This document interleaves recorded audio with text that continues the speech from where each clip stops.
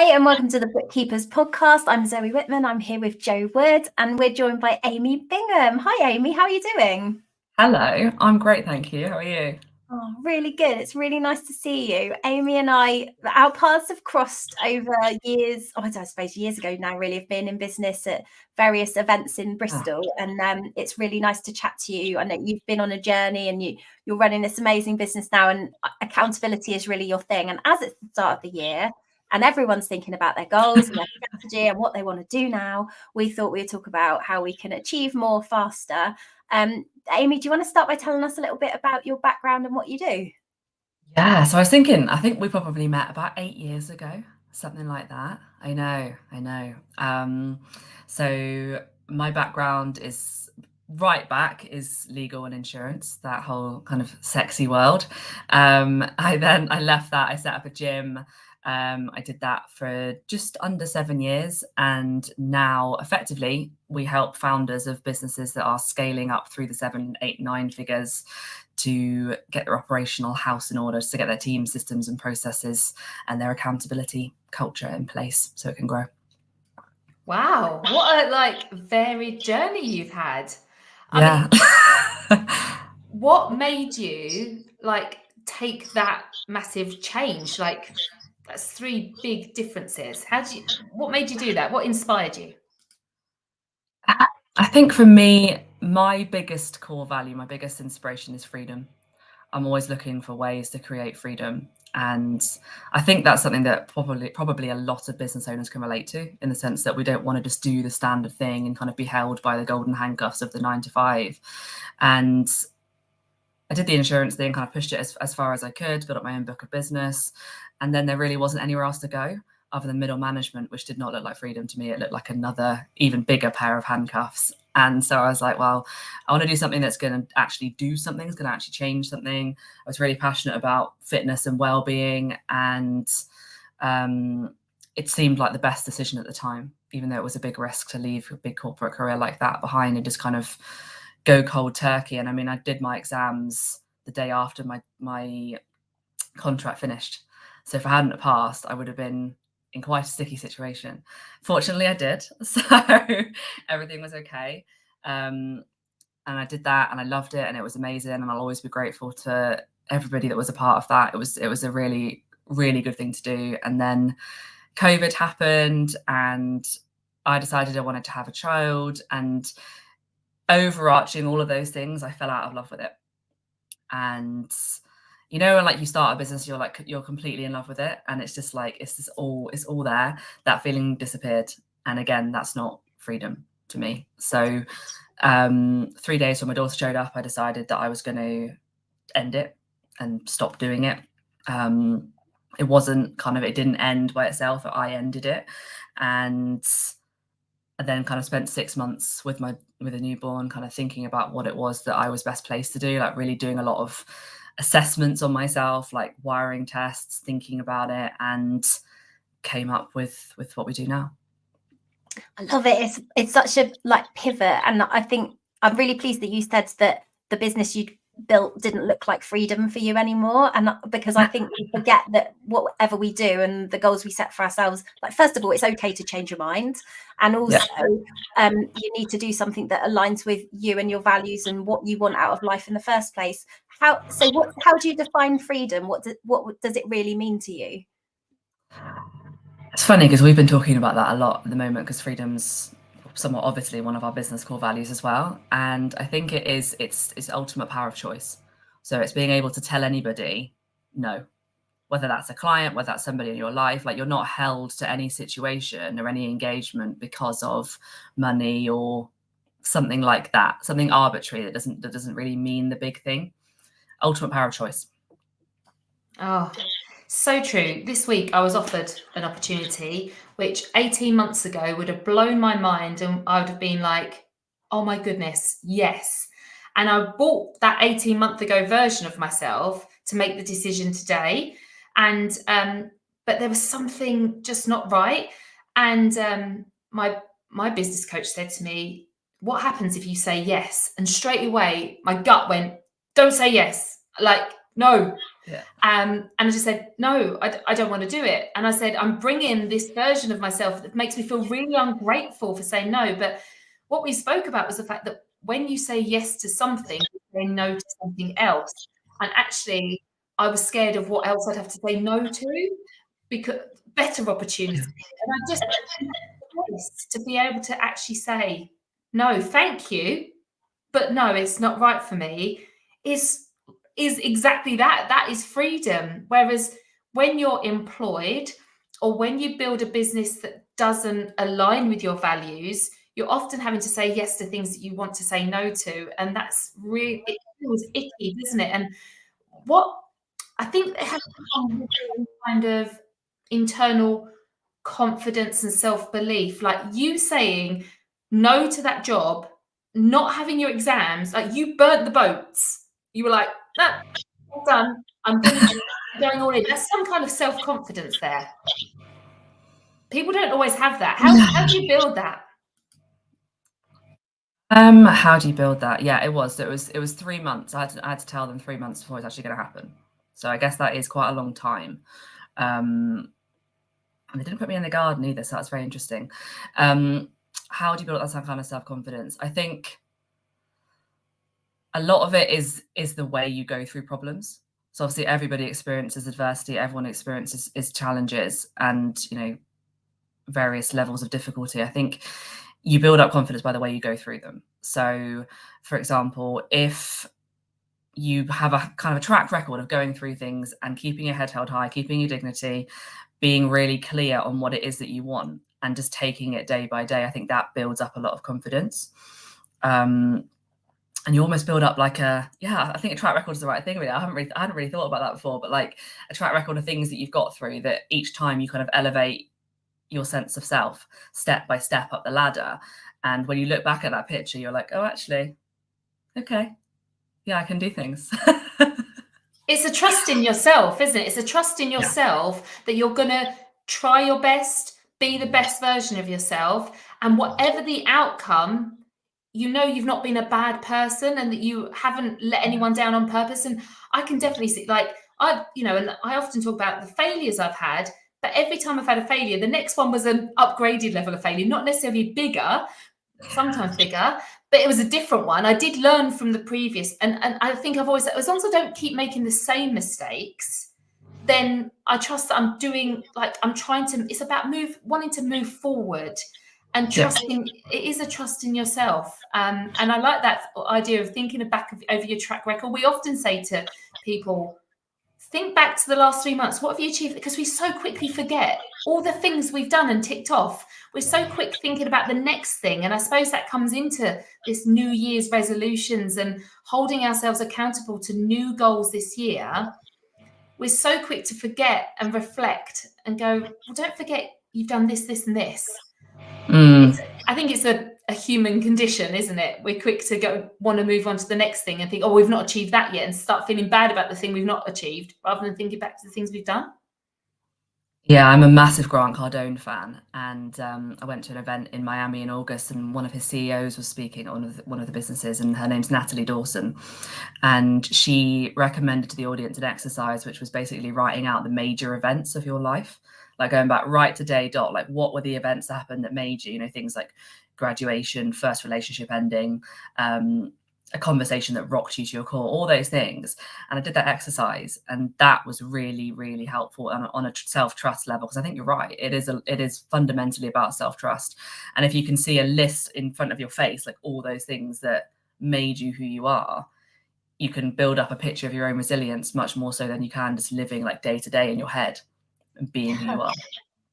I love the idea of having a picture of resilience rather than, I think sometimes we talk about money and goals with our bookkeeping clients, and we find that it's quite emotional to go back, like we've done this exercise. I remember doing it with you, Jo, and we were like working back and we're like, right, in the last year, what have we achieved? In the last 5 years, what have we achieved? For the last 10 years, what have we achieved? And you're sort of thinking back and you're like, oh God, 10 years ago, I was living there and I was doing that. And then you're like, oh, and that thing happened, and you haven't thought about it for a while because you've put it away as, that wasn't great. But yeah, you've always evolved, and sometimes you can see what is leading to I don't know, the sort of underlying theme that always meant you are now where you are, because it was always meant to be, just you didn't know it at the time because you went through that experience and it felt so bad.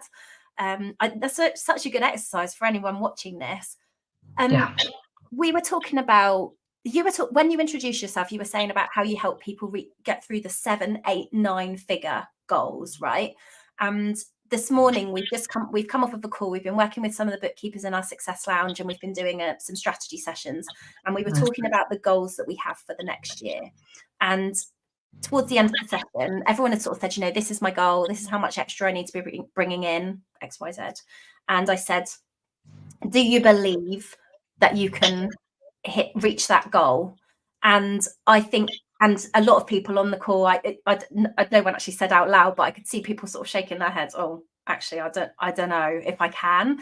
And I imagine that the clients that you're working with those bigger targets also have a level, and I also have a level of doubt around their ability.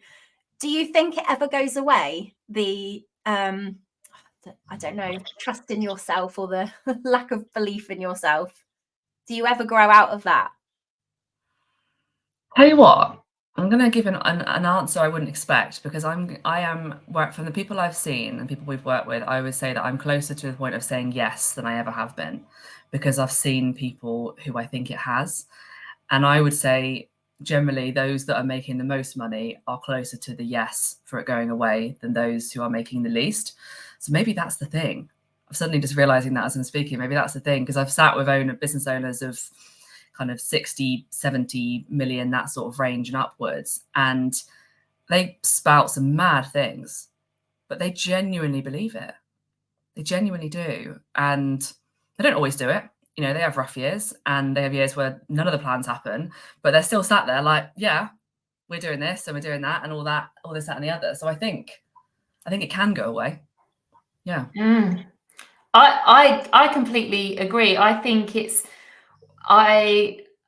my own personal journey, I've definitely noticed that I'm not so scared to make big goals and not achieve them, because I know I get closer to them, and I'm closer to that one than I was my last year goal. And nothing bad happens. Only good things happen by having belief in myself.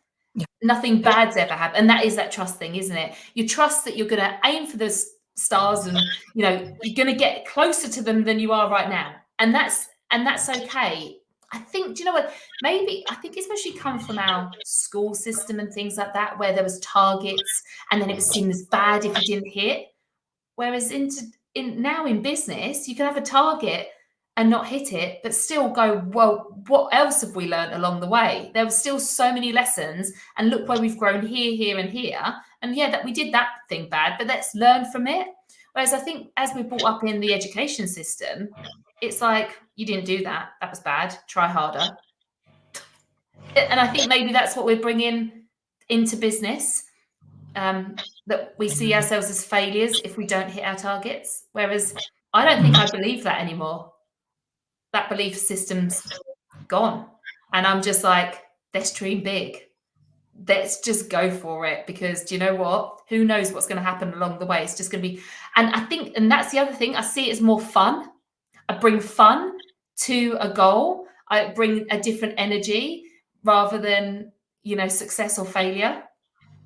It's just like, it's not do along the way. Life ending, is it? Like, at school, if you don't get the GCSE grade, you're not going to go to uni, and you're never going to be a doctor and all of that. And it's like, it feels catastrophic at that age. Whereas now I think you nailed it. It's not as life ending. It's not as, either way, your life's going to change. If you hit it, it's going to change. If you don't hit it, it's going to change. And you don't know what kind of little weird roundabouty things you need to go through to end up there. So you just have to, like, I feel like as I get older and as I kind of go through more of this stuff, I'm like falling more in love with the woman that I'm becoming through that process, as opposed to the end goal. I mean, I want the end goals. I want this, that, and the other, 100%. But it's like the real prize, without sounding like a kind of a Hallmark card or whatever, is like who this box ends up being. And if 10 years ago me saw who this box is now, I'd be quite pleased. And 10-year me in the future, I believe, like, what the hell is going on here? This was a mess, you know, like that whole thing. Oh yeah, I love that. Like, yeah, being able to, yeah, be proud of yourself. It's like looking back at yourself. Like, often we when we're talking about goals and things that we want, and, you know, what would we like to achieve this year, and we're like, oh, you know, but I can't because of X, Y, and Z. And then you think back to your like childhood self or your younger self who would have loved that, and you're like, why am I being so mean to her? Like, why would I do that to myself? And actually, wouldn't it be nice to be able to say to her, hey, do you know, in 20 years, you're going to be doing this? And like, for her to know that's pretty cool. Yeah. What's the best, like, when you set goals for yourself, Amy, or when you're working with your clients, what is involved in that? How do you know, the big mad ideas Sarah was saying in the comments here, I would love to believe my mad ideas. How do you generate that? Like, how do you get to be like, have real freedom with setting your goals? Tell you what, that's the thing I find the hardest. So I'm a big believer in knowing your wiring and knowing your strengths and the areas where you're not going to be as strong. There's a test called Rocket Fuel, which I think is a really, really good one. It's part of a system called EOS. And basically it says two sides of the thing. You're an ideas person, a get things started person, or you're somebody that finishes things and ties all the loose ends together. And like, what percentage of each are you? And most people will fall down really strongly on one side or the other. And apparently 3% could be either. And I'm one of the 3% that could be either. And I'm good at vision in terms of like seeing a bigger picture and wanting life to be different. But in terms of setting a specific like goal or kind of a crazy idea, I need help with that from people that are more visionary. So I'd say the first thing really is knowing, having that data on yourself and being able to call on those that are better on either side. In this side, the call on the ideas people to help you kind of actually flesh out what this kind of like more esoteric thing actually looks like. And in terms of goals, I think the best thing someone ever said to me was, it needs to make you feel a little bit sick. If you don't feel like a little bit sick, if you said it in public, then it's not the one. So I try and do that. Yeah, try and make yourself feel a bit sick. I love that. That's a good goal. But I mean, listening to you talk about the fact that you work with 7, 8, 9-figure business owners, I know that when we started this community, and we still have people look at us like, 6-figure bookkeeper, that's impossible. What are you talking about? And it's only now that we have, you know, when I started it, I wasn't a 6-figure bookkeeper. I set it put it out there to the world that there is a thing of 6-figure, because there wasn't any. So we created that. And now, because other people create, it's like, yeah, this is a thing. We've created something that wasn't in existence. And you now talking about 7, 8, 9-figure business owners, I know for me, I'm like, what? Wow, I know they exist, but it feels like so big and so massive.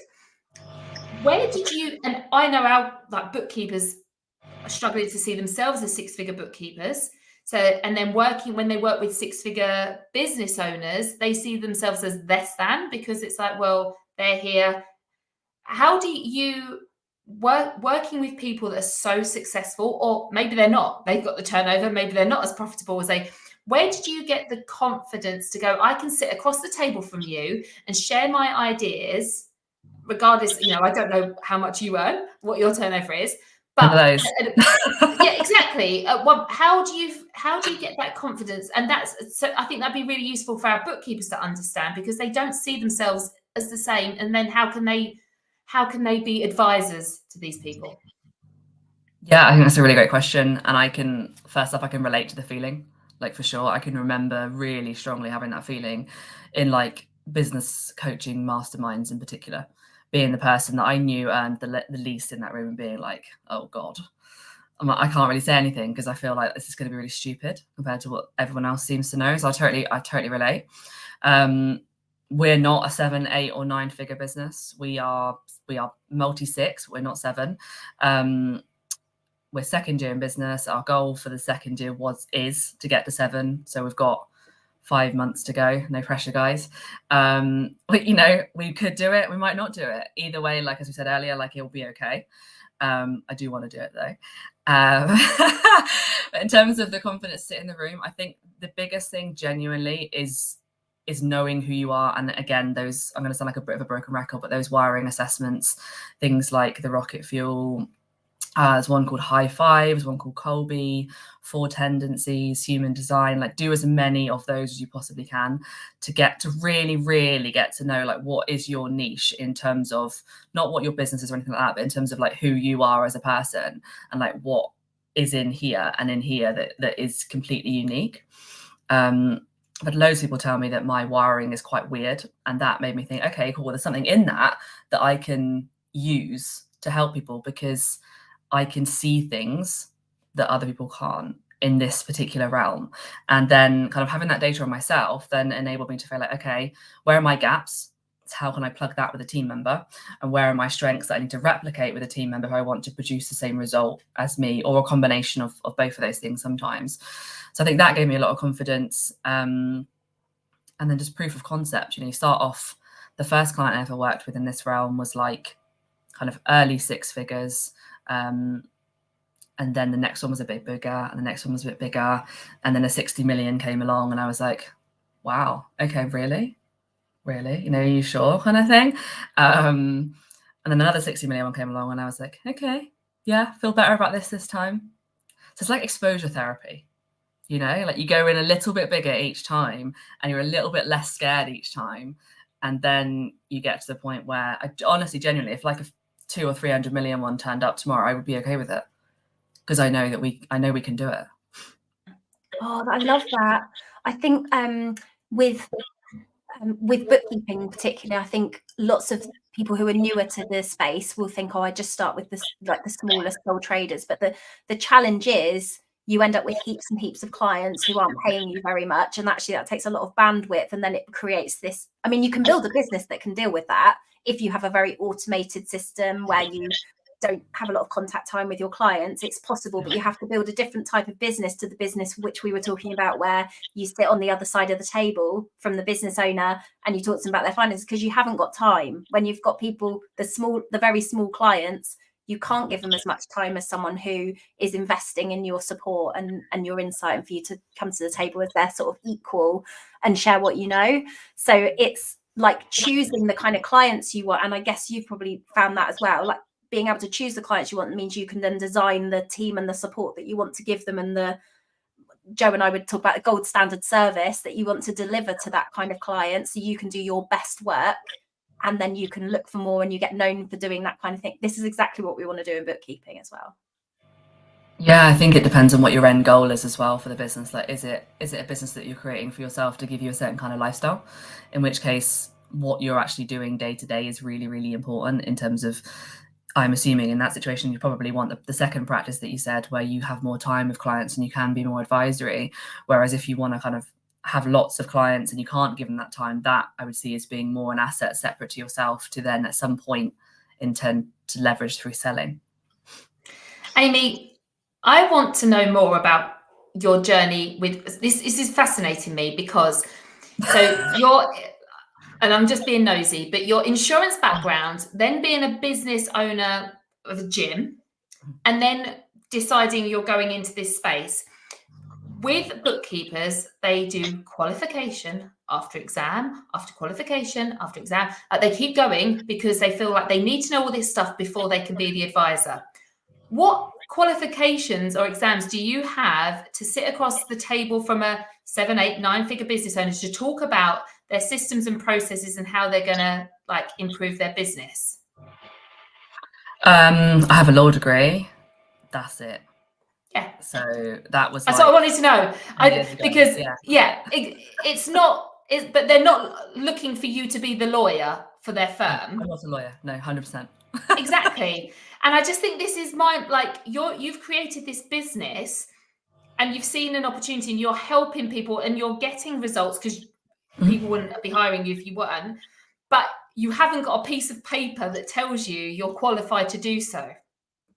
I'm not a qualified management consultant. I don't have, I don't even know what the exams are, I literally don't. I don't even either. I can't even pull a list off. They will be out there, and there'll be plenty of people who've got them all, but may not get the kind of results that we get because there's so much more to it than that. So what do you do and how do you help? Like, what I want to understand, like, what is your offering? So your messaging to it must be, obviously you must be getting referrals and things as well, but what is your offer? What's your gold standard service that you're offering? Yeah, so right now, I think everything so far we have right now is referral, which is pretty cool because I've never managed to nail that before. So all our clients are founders. So they're all founders, owners, bar one, they're all founders, owners of businesses that they have started. So generally speaking, we say 7, 8, 9 figure. We do have clients that are upper six for 700,000-800,000. They've got to that point. At that point, it gets pretty sticky for a business owner, entrepreneur to run that business most of the time because they're not wired to do it. So they have lots of ideas. They like the vision. They like the strategic stuff. They like the sales. They don't like managing people. They're bad at processes, bad at systems, and it kills them. Starts to slowly kill them until it reaches kind of fever pitch. And so at that point, if you want to grow this thing, and if you want to survive in the process, you need to set up an operational house, if you will, that works. So somebody at the top that's wired to run it, a strong kind of, I'm going to say aggressive operations director, and then systems and processes and a team underneath them that can all do the things that they need to be able to do. So business owners generally come to us and they say things like, it's killing me. I'm working all the time. People aren't doing the things they should be doing. I don't get it. I keep hiring people. They keep leaving. All the good ones leave. All the not so good ones stay, and they can't even do the basic replying to email stuff. And basically what we do is we sit in a room with them and any other significant leadership members of the team and ask them a load of questions after doing quite a lot of research. So we do what we call a business as usual audit. So we ask them a ton of questions, we figure out exactly what is going on, and our objective is to find out what the problem is. And often, almost always actually, what you find is the business owner will think the problem is over here. So they're desperately swarming all their resources into this thing to try and fix it. And obviously it keeps failing. And even more annoyingly, every month or two, it'll look like it's coming good and they're fixing it. A month later, it's gone straight back down the pan again. And they're even closer to like just kicking it all out the door and being like, nah, I'm done. So problem's actually over here. And it's often a lot easier and a lot simpler to fix it than they think, which is like the great news. So we ask those questions, we figure out the problem, we write a strategy to resolve that problem, and then it's up to them whether they want to implement it with their team or to implement it with us. So far, everyone has implemented it with us, which is great. And basically what we do is we provide a team to come in and do some of the thing, and most importantly, to coach the existing and permanent team on how to do these things so that they can write a good process. They can have difficult conversations with people if they need to terminate or performance manage, that kind of thing. So we kind of coach and facilitate the question process and then the implementation as well. What's amazing is when I think about a bookkeeper and anyone running a bookkeeping or accountancy practice, this is what we do, but in a finance world. And your client, and you know, Jo and I spend all day talking about work out who your ideal client is, understand what their pain points are, you know, get into their mind. You were able to describe, my clients come to me and this is the language they use. They tell me it's killing them, you know, these kind of things, and people are leaving.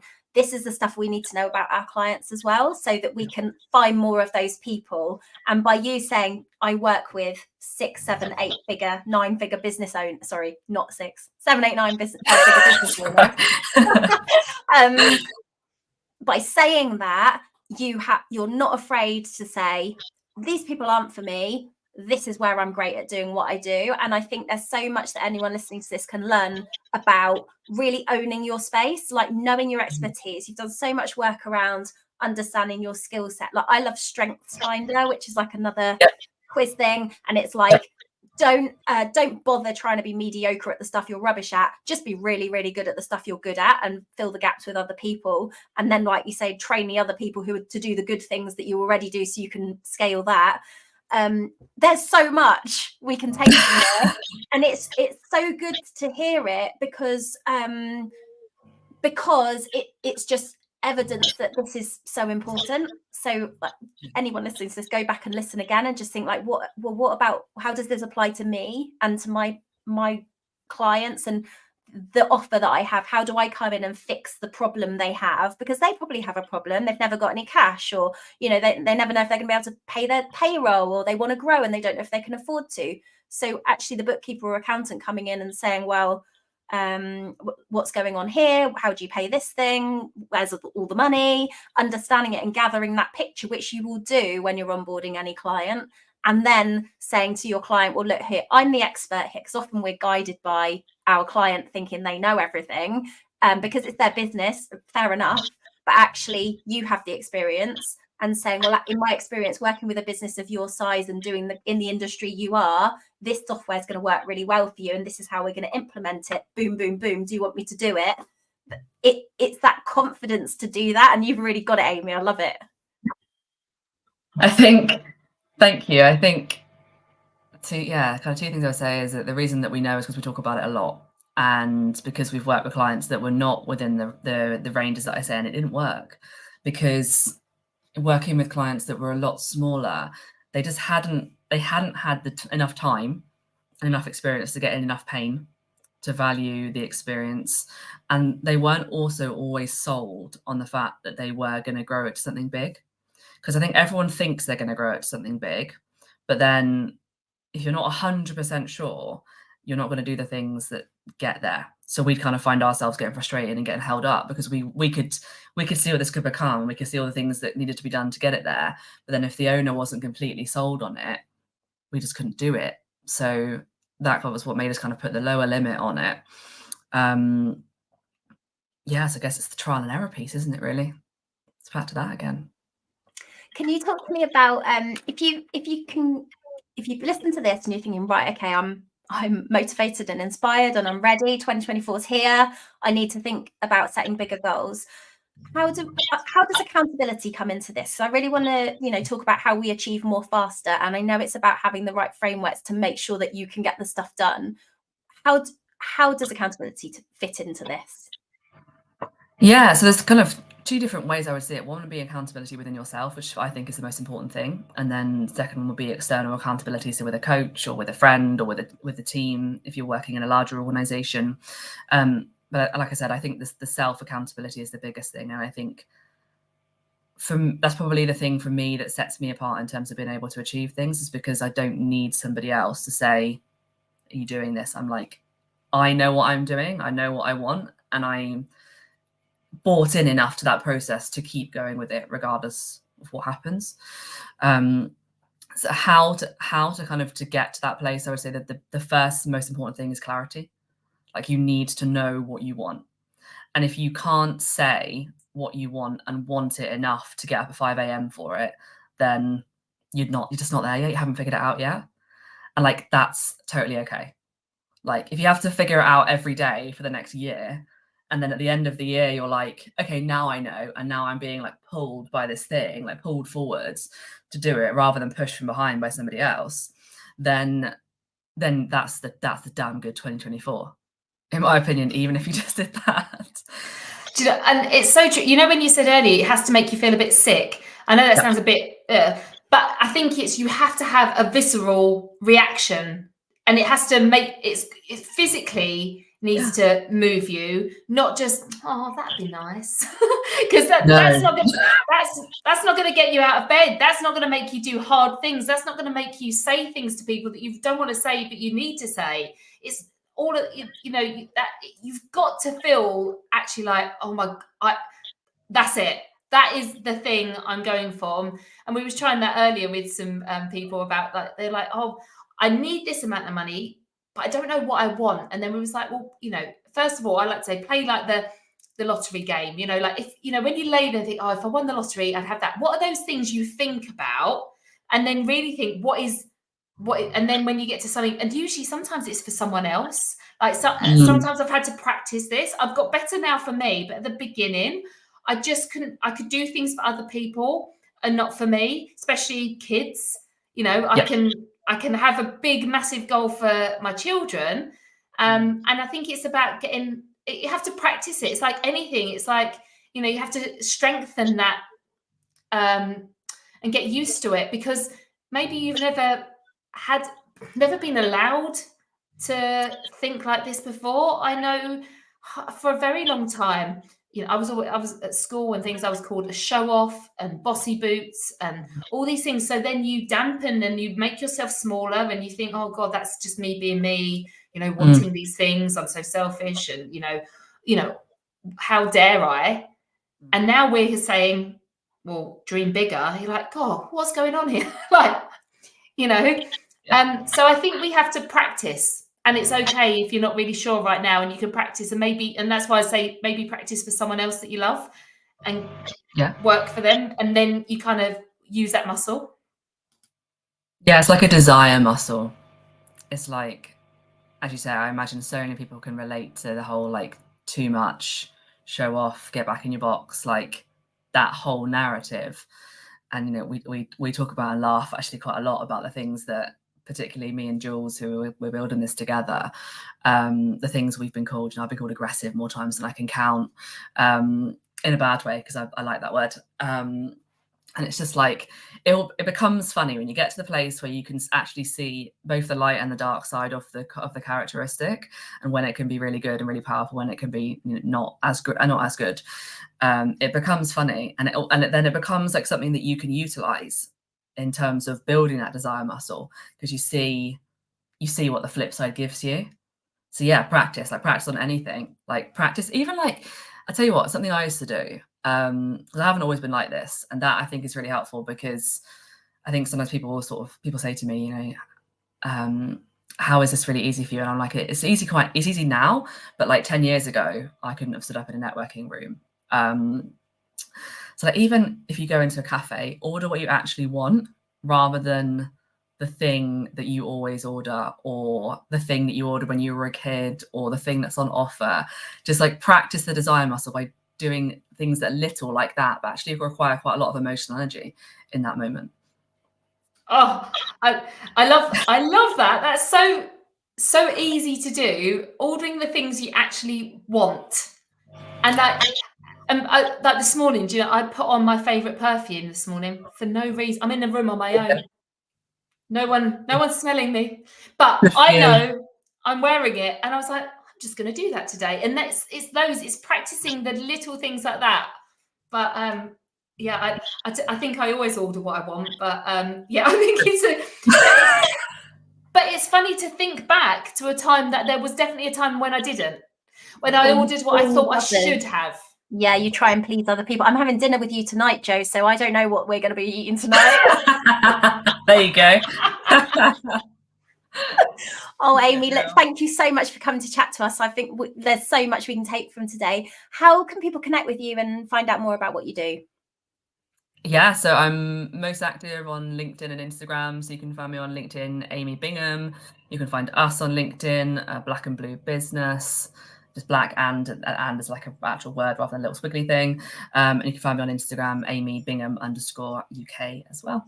Amazing. Oh, thanks for being here, and thanks everyone for joining us for the first podcast of the year. It's great to be back, and we'll see you next week for another episode of the podcast. Take care. Thank you, guys. Bye. Bye.